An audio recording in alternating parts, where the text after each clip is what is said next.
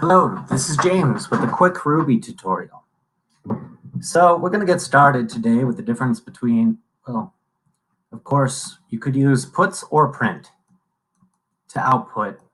And the wait equals gets is just how we actually make sure that when you click on this, you can actually see what you did. Gets is, for future reference, just get string.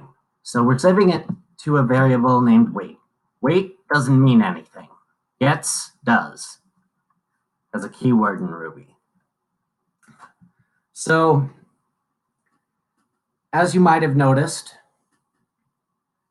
when we clicked on this, hello mortal, they were both, the print and the puts are on the same line.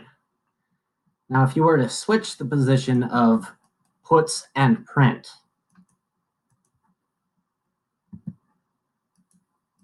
and just kind of, all right, and save that, then run it again, you would end up with a new line. That's because puts a new line at the end of every statement, and print does not.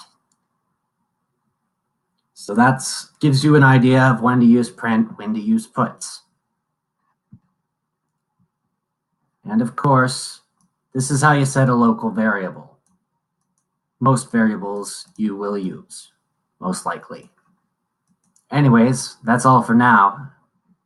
We'll get into string manipulation a little bit later in our next video, and please subscribe. Have a good day.